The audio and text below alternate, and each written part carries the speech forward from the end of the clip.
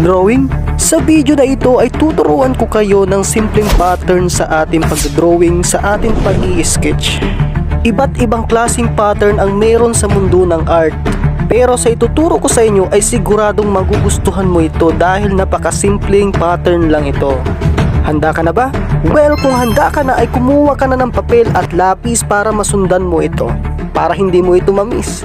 Sisiguraduhin ko sa iyo na matututo ka dito. Wow! Pero bago ang lahat ay shoutout muna tayo kay Jace Listajo ng Angeles City, Pampanga. Huwag na natin patagalin pa at mag-start na tayo.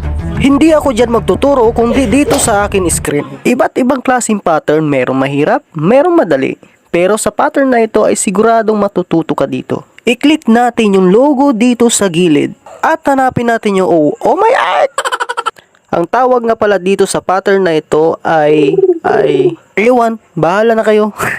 Babawasan lang natin yung opacity para makita yung face. Pag nakabisado mo na ang pattern na ito ay sigurado na kayang-kaya mo nang mag-drawing ng walang nakikita. Na walang pattern. Ang tawag doon ay eagle eye, pencil, J. Balik na tayo dito sa tutorial natin. Ilalagay lang natin yung bilog sa pagitan ng head and eye. Kailangan ay saktong-sakto siya dito sa head at sa pagitan ng mata. Para yan yung magiging basihan natin sa atin pangsukat kapag tayo ay magdodrawing na. Bakit ba gumagamit tayo ng pattern? Para maging pantay at para ito ay makuha natin ng maayos ang ating drawing at ang sukat nito. Kapag natapos na natin mailagay ang unang pattern sa pagitan ng head at mata, ay ang isusunod naman natin ay ang nose at ang pagitan ng noo. Shoutout nga pala sa paliparan ng noo ay ng mga piloto pala.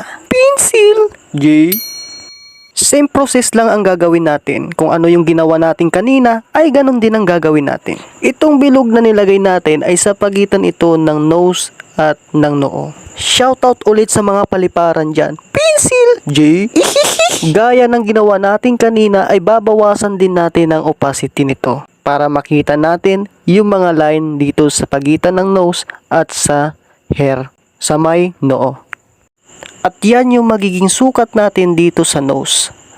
Siyempre at dito rin sa may noo. Ano ba talaga ang English ng noo?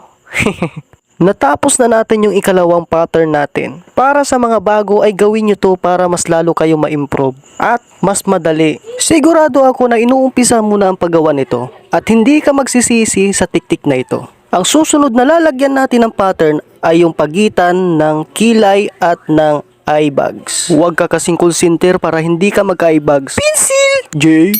Ilalagay lang natin itong parihaba dito sa pagitan ng kilay at ng eye bags. At yan yung magiging guide natin para maayos yung ating pagdrawing sa kilay at mata. Dahil kapag wala tayong guide sa ating pagdodrawing ay hindi ka makakapag-drawing ng maayos.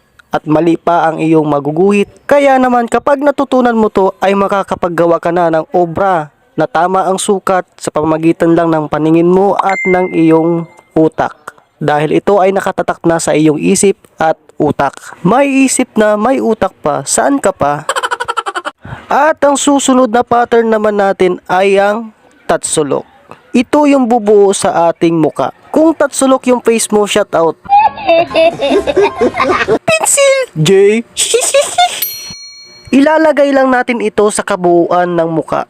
I-rotate lang natin ito para yung tulis niya ay dito sa ilalim. At ito ang magiging sukat sa kabuuan ng muka. Babawasan din natin ang opacity nito para makita natin ang lahat ng pattern. Kailangan yung tulis ng tatsulok ay nakatapat dito sa baba. Dahil yan yung guide natin sa tamang sukat dito sa muka.